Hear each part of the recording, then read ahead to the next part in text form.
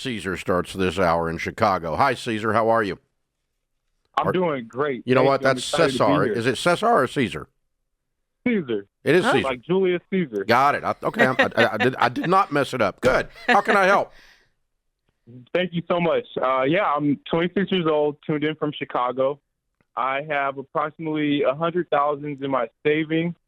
I have approximately $60,000 in mutual funds that it's parked in a Roth IRA, Roth 401k. And I feel like I have a lot of options. There's a lot of pressure to buy. I'm thinking about buying a building.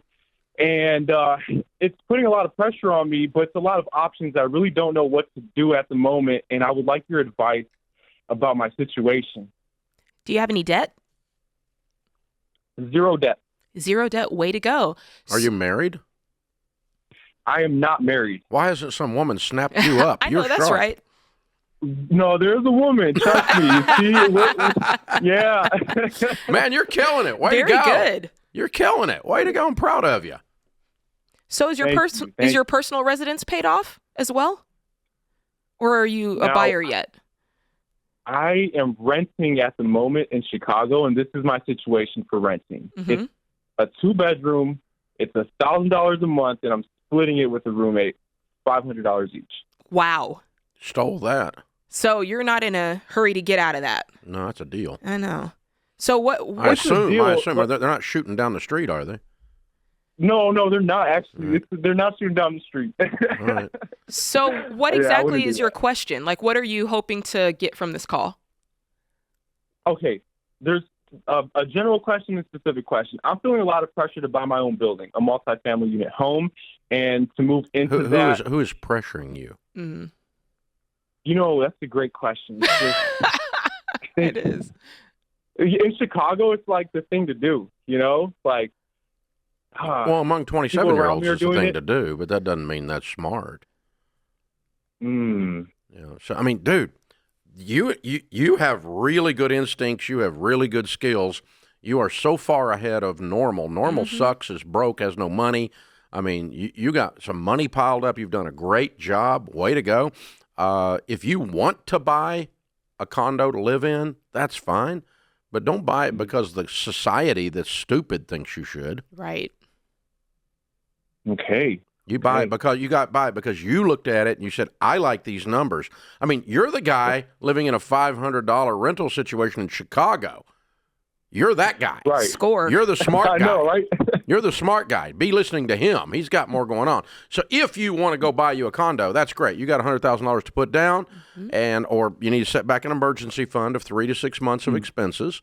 And set back anything else you need to purchase if you're thinking about buying a car, you're thinking about buying whatever, so that you don't go into debt for the future items. But after that, the rest of that money is your down payment on a condo or whatever if you want to buy something. But when you say buy a building, you know what I'm hearing? You've been reading real estate investment crap on TikTok. That's what it sounds like. No, it's that my grandfather owns a multifamily unit home. A lot of people in my circle, a lot of them, the older generation owns a multifamily unit home. So I was thinking, why don't I house hack, get a renter on the top floor, live on the first floor, and rent out the basement? That's not a bad idea, but you should do it because as you looked at it, you thought, A, that's how I want to live, because the great news is your tenants are attached to you. The bad news is your tenants are attached to you. Exactly. They're going to be knocking on the door at 2 a.m. if they don't like something. Unless you really set some real clear boundaries. It's very difficult to manage a multifamily that you live in from a boundaries perspective. So if you want to do that, that's fine. There's nothing wrong with that. But there's nothing that says if you don't do that, that you're stupid. Because you ain't stupid, dude. I know that's right. People need to be listening to you instead of you listening to what they're saying. Yeah. So if you want to take, That's what I've been telling them. you want to take $75,000. Steps. What do you make? So I make approximately $75,000 a year through my full-time job, and I also own a business.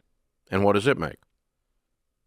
I'm combining the income from both. Oh, so you make 75, including owning a business, not also. Including okay, gotcha. the- Yeah. Mhm. So if you want to take 75,000 of the 100, leave 25 for an emergency fund, and you continue out of your monthly budget doing investing into your retirement plan at your workplace, then and you want to go buy you a multifamily and live on the main floor, there's nothing wrong with that. It's not a bad plan at all.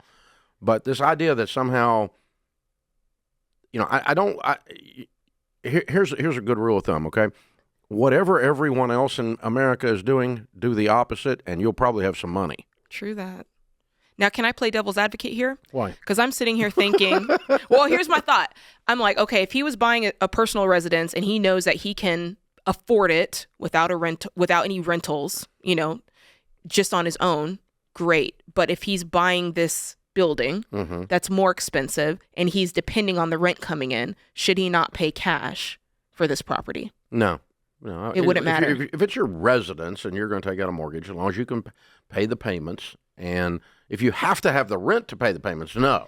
That's what I want. That's what my thing with Caesar. Yeah. I want to make sure he doesn't need the rent from the other people living upstairs or downstairs. You don't go buy something that you can't. If your renters all don't pay, you can't be up a creek. Right. So you got to be able to afford this regardless if you have renters, Caesar. That's just a little and that'll thought keep there. you. That'll keep, because here's when you have an empty apartment and you have to make payments, you become desperate. And when you become desperate, right after that, you get stupid. And that's when you put the wrong tenant in and you create a bigger mess than an empty apartment created. That's true. And so if you don't have to make the payments, if you don't have to have somebody to stay alive, right? Inside the unit there, then you make better decisions on who goes in to the unit. Well, he's got his family, but I'm also thinking your family is also the ones that is like, hey, this month's a little tight. Give me till next month. So there's a little stuff there that he might need to consider before going in. Absolutely. But overall, do it because it's the lifestyle you want to live. I want to live on the first floor. I'm willing to do that at this phase of my life.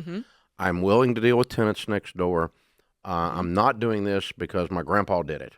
Right. Yeah. I'm not doing this because I saw it on TikTok. We're not doing that. And until we arrived on the TikTok scene about a month ago, you could pretty well say that whatever was said on there was useless. Garbage. We're trying to displace it with some wisdom. So I've had a few things posted on there that did 10, 20 million views and that kind of stuff. Thank you guys, I guess. I think I should thank you.